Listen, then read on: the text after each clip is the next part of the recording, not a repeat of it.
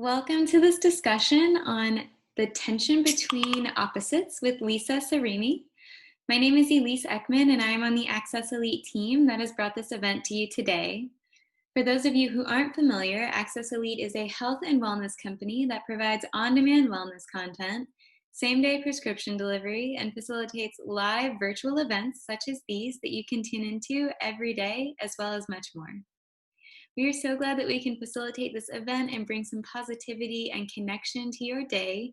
So I just want to take a moment and thank each of you for being here. And with that, I am thrilled to introduce our guest today. We have Lisa Serrini, who is a marriage and family therapist, a yoga therapist, and a transformation coach. Lisa? Thank you. Thank you, Elise. Thank you all for choosing to be here with me today and to dive into this topic of tension of the opposites. And really this topic is inspired today by Marion Woodman, who's a depth analyst, and we'll talk a little bit about her in a moment also. And there's a very deep integration with a depth psychology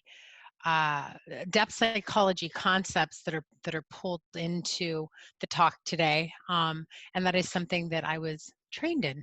So moving forward today, we're going to first dive into for a moment who is Marion Woodman, and what is, when I say tension of the opposites, what are we speaking about exactly? And I'm going to bring in her voice today because as once you listen to her, you'll see she's really hard to emulate. She's just so talented with the way she uses her words. And then we're going to look at what is holding the tension of the opposites and how does that apply to our lives? How does that tie into shadow and shadow work, what that is?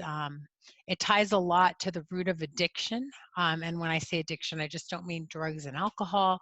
The addiction to what Marion Woodman will call perfection, the addiction to being busy.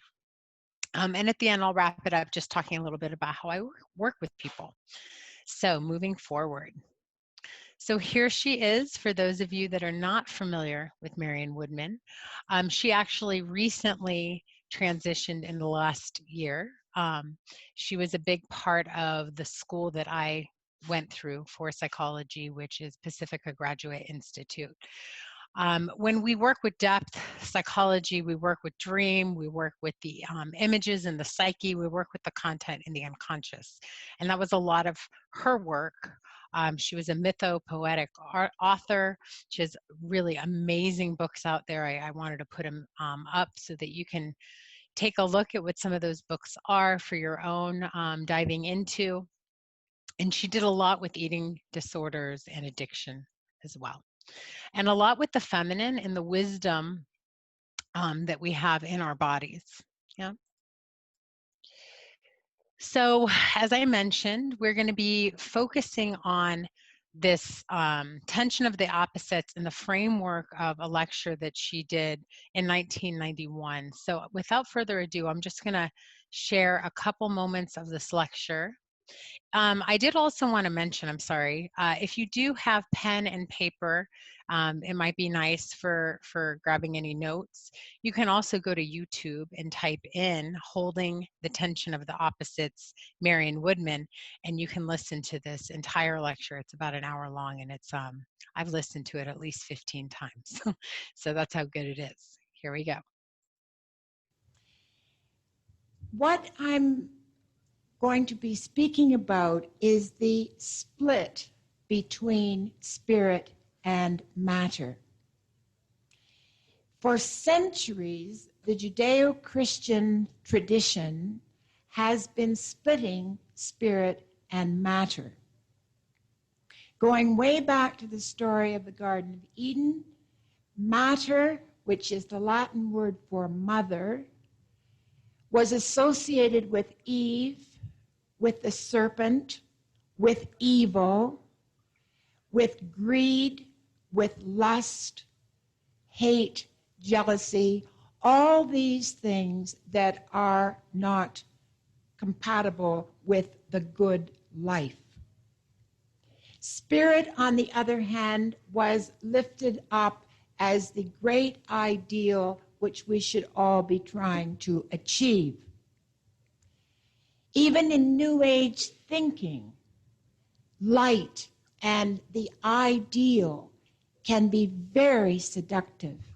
There's an energy that would like to transcend this terrible earth.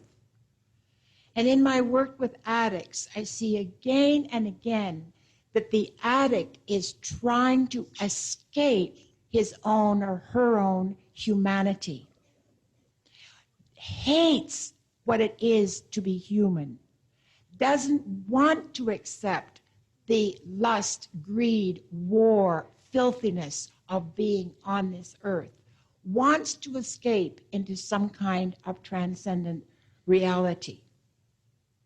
So that the gap between spirit and matter is getting bigger and bigger because we are living in an addicted society.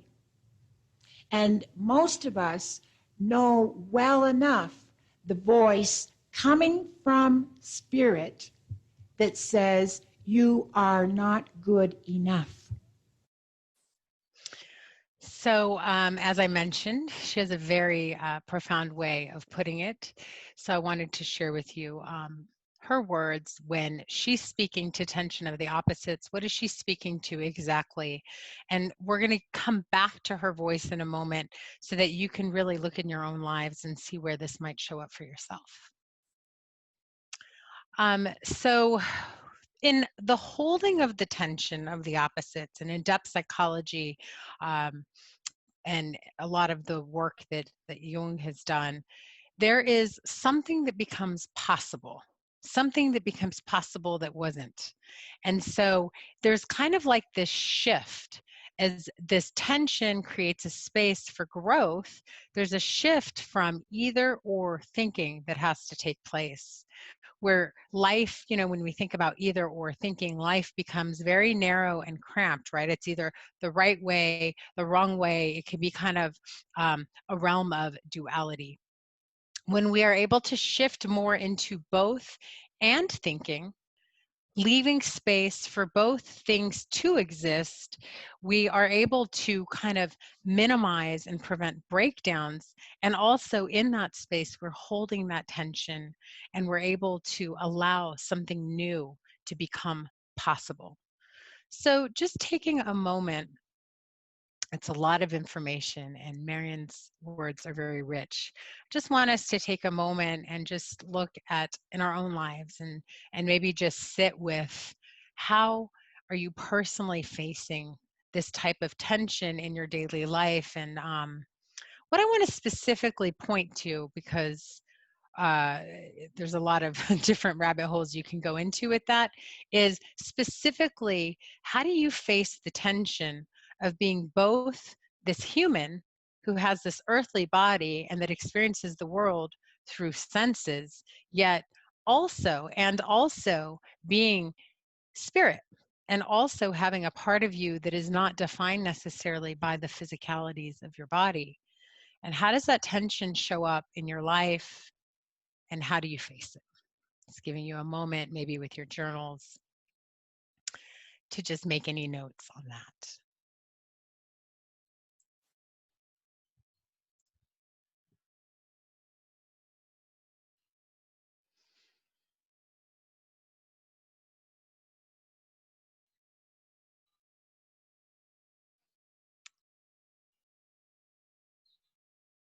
So this really begins to open up a concept that in depth psychology is called shadow. Marion is going to, I just noticed I typed her name wrong, so I'll apologize for my typo here. But Marion Woodman's going to speak to it, and again, she does it so beautifully. So in a moment, we'll come back to her and we'll listen to her. And also, if this topic intrigues you, in a couple weeks, and I know Elise at the end will mention it, we're going to dive into specifically just this topic of shadow. It's a very big topic. So let's just take a moment and connect to what she has to say about this and really listening to how you might feel it in your own world. Thing with food. The animal says, I want sweetness. I'm starving for sweetness. And indeed, it may be starving for sweetness. And you say, if you are dialoguing with it, if you are trying to bring it to consciousness, you try to talk to it. You try to hold attention. And you say, before you get to the refrigerator, because it's too late once you're at the refrigerator, you say, maybe you would like to dance. Maybe that would be the sweetness that you would like. I don't want to dance. I want some chocolate. Now, we've always had chocolate at 5 o'clock in the afternoon, and I'm going to have it now. And you have to hold and say no. And especially when you go to see your parents or you go to a party and everybody else is having a lovely time with the food and you're saying, I am going to stay with the conflict. And it's that conflict that stretches us to the point where we start to build our own container, where we start to come into our own body and feel the rage. Why do we keep stuffing stuff down our throats? What is it we're trying to keep down there? It's the shadow energy. We don't want to feel the anger. If you think of the anger. So, yeah, she starts to speak about the shadow, and in this particular conversation around the tension of the opposites, how it shows up in our relationships to different things in our lives, whether that is food, as she was speaking to. It could be alcohol, it could be relationships, it could be the things that are in our life really ask for a little more discipline, that we struggle with, right? And it's a complete representation of that feminine energy, which is not disciplined, as she mentions. And the feminine, very powerful, can also be slightly manipulative, right? I'm not putting it down or anything. I'm just acknowledging that energy lives in each and every one of us, male or female. And so it's hard. We have to look at that. We have to look at how is it impacting our world? And where could we sit in that tension and expand and create and connect to something more that is possible in our lives and our worlds? So again, I'm a big advocate of journaling and reflection, especially when you take in a lot of new information. So I'd like us to just take a moment and take that introspection. Again, where in your life do you feel this tension between spirit and matter in yourself? And do you see how it might be beneficial to sit in that tension and to hold that tension? You might take a moment and close your eyes and really sit with those questions, and then notice as you do, or as you receive the content as it comes in, where you feel this in your body.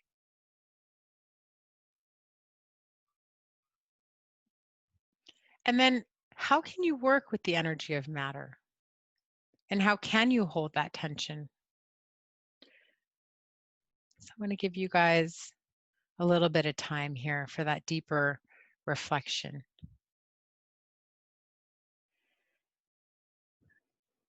And today I thought after we take that time, we could maybe open it up and make it a little more interactive, whether we do it through, through the chat platform, however Elise feels it's best, so that we can bring to the surface some real life examples of where you might see this showing up for you, maybe showing up in the tension that exists right now, just in the world, right? We can all feel it in the collective.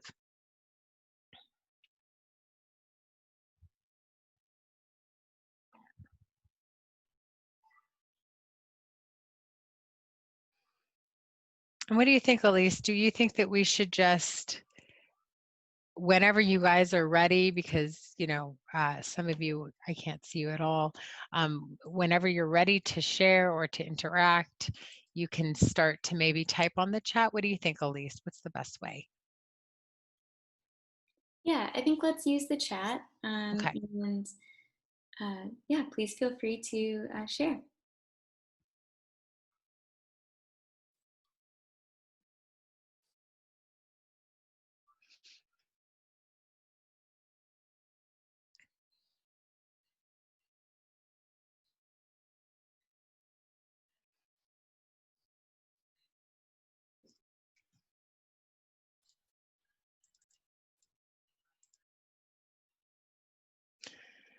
Yes, the pull for chocolate.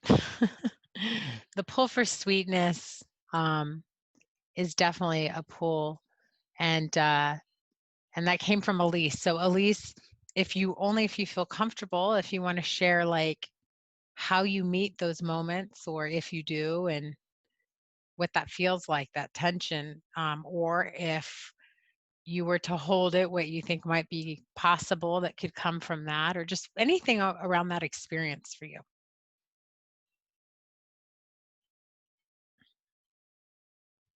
I'll go ahead and unmute and share. Okay. I feel like I've handled it different ways at different times. So, if I'm trying to, go a certain amount of time without having any um, sweeteners or anything that contains sugar, then I've done my best to avoid that, and have supplemented with something else that might meet the craving. Um, but if I am not trying to completely avoid it, then I often will try to just find, whether it's I don't want to say a healthy substitute, but maybe like 90% dark chocolate versus, a cookie or something like that. Yeah. And then just, kind of managing the amount. So. And how does that feel for you? Does it feel manageable, or do you ever have those moments where it's just like you feel kind of taken over by the desire or the craving? Um, I think for the most part, it's manageable. Yeah. Yeah, I feel like, I don't know, maybe at a certain point in my life it wasn't, but after, I feel like doing several periods of time, I guess, where I omitted it entirely, you kind of learn how to manage those cravings a little bit more. Yeah. Yeah, and that's one of the things that happens is when, or one of the benefits of holding the tension is also the benefit that you expand your capacity, so that in other situations where you find yourself in those moments of tension, then now you're able to, and a yoga actually is a way that's practiced a lot if you have a yoga practice in your life. So before we move forward, I just want to leave it open if there's anything else anyone else wanted to share. Again, no pressure. I just want to give people an opportunity. You can use the chat box. Okay. So a lot of the work that I do, just talk for a moment about, how do my clients deal with this tension of the opposites. It exists, especially, there's a lot of addiction in our world right now, and it's not just drugs and alcohol. The bigger one I see is kind of a book that Marion Woodman wrote, is Addiction to Perfection. It's this addiction to being busy, and this addiction to kind of almost being an overachiever in a lot of ways. And it's almost like this race for something. Maybe it's safety, maybe it's not sure, right? There's this race that we go into as human beings. So in the work that I do, I like to bring in yoga more as a way for individuals to find that container within themselves. And then the deeper work is the stuff that we do with the depth psychology lens, which is working with a lot of that unconscious content. So if you were to look at the iceberg there, it's like diving into the stuff that's beneath the tip of the iceberg. And these are the different ways. And so this kind of speaks a little more to that. It's through a lot of breath work and the physical postures. And I also do a lot of I-Rest Yoga Nidra with my clients. If you were, what was it, maybe 3-4 weeks ago, I can't remember exactly, we did an I-Rest here through Access Elite. And it's really a deep connection to the nervous system. So really that's what it is. It's a approach that neuroscientifically has been proven through research that we can actually influence our mood and behavior through our nervous system. And yoga is a way to do that. And then once we're able to kind of contain that, then, especially if there's trauma, if there's stuff that we have like repressed, maybe sometimes it gets stored into our bodies, we then have the ability to have the agency and the ability to self-resource so that we can do that deeper soul work, right? To expand ourselves as spirit. So if you are interested, I'm going to pass it over back to Elise, but there's a relationship that I have with Access Elite that allows me to give and offer its members that are discounting.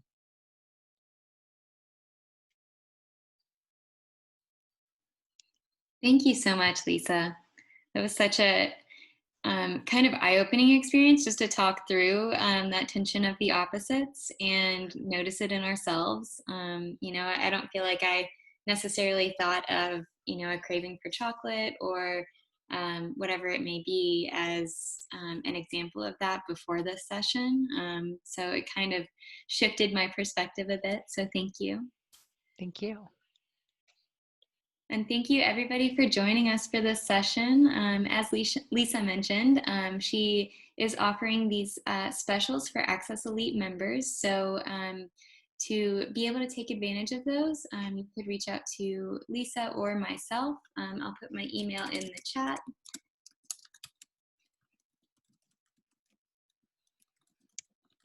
And I just wanted to say, I did notice we actually have some more time. So if there was any more questions or curiosities around any of, what we covered, shadow, material, yoga, any of it, I just want to open it up and give people an opportunity.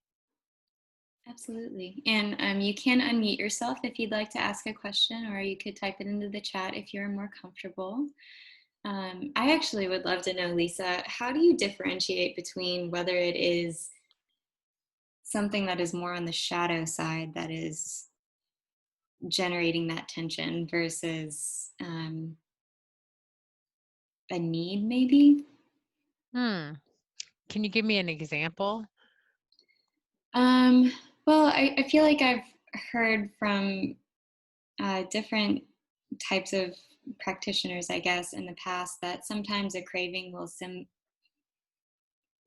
signify a need for something in your body. So maybe your blood sugar or your maybe need protein, maybe, it's something like that. How can you differentiate between, I'm eating my feelings right now versus I'm eating for a bodily need? That's a really good question because also if there is an imbalance in your physical body, I'm going to assume that there's a medical team that's kind of involved in that, right? Or if you're not sure, like the physical body, just being kind of looked at through the lens of somebody that is an expert in that area. And then some of the work that I do with people when things come up like anxiety, depression, cravings, tension, we do a lot through the depth lens. I do a lot of active imagination. And in that, there's a dialoguing, right? So you can actually, at least we could dialogue with the craving, and it would be interesting to see if it had a voice, what it would say.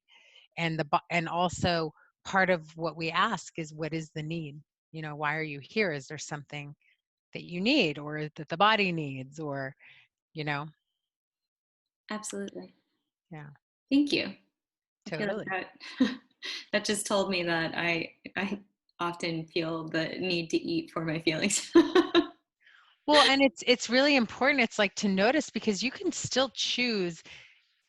It's one thing to do it unconsciously and like pile the chocolate down. I mean, we've all done it, right? So whether it's chocolate or your favorite thing, ice cream, okay? But it's another thing to actually participate in the process and to actually be present and to actually say, oh, wow, I noticed this craving. It feels really strong. Why is it here? What do I need? Because sometimes maybe there's a different type of sweetness, as Marian speaks about, that you can take care of that need with. Okay. Awesome. Well, thank you so much. Yeah. We have a quiet bunch today. Everyone's shy. And the shadow, just one that, of course, in a couple weeks, we'll dive more into it. But it's really the stuff like we don't want to look at. We don't want to own it. You know, sometimes it shows up like greed. Sometimes it shows up like sabotage, self-sabotage. Sometimes it shows up, it's just really in our humanness. It's just, we don't want to own it. And it's really hard to look at it. And so if you've ever had the experience where you can see something about someone so clearly, and then you try to bring it up, right? You try to bring it up in a conversation, and like right away, they immediately get defensive. They cannot hear you. There is no room for the conversation. That is because what you're bringing to the present moment is a reflection of that shadow content, and they just are not ready, you know, to maybe look at it. And when we don't integrate it, it kind of runs us and it limits us. When we can, yeah. So we'll wait for a couple more weeks. That'll be a juicy one. Well, I am looking forward to it. And of course, if you guys are interested in attending that session, you can sign up at accesselitenow.com/events. We have 2 upcoming sessions with Lisa, including a session next Tuesday, the 9th at 11 a.m. She's going to be discussing transitions. And then the shadow work session that she has mentioned is going to be taking place on Tuesday, the 16th at 11 a.m. And I know that the session next week is sort of building up to the shadow work session. So I think she would probably encourage you to attend both if you are able to. And of course, you can book your private and virtual sessions with Lisa through the Access Elite app. And again, to take advantage of her specials, just feel free to reach out to myself or Lisa, and we can get that all set up for you. Wonderful. Thanks, Elise, so much. Thank you so much, Lisa. I hope you have a wonderful afternoon, and thank you everybody for joining us. Thank you. Bye. Bye.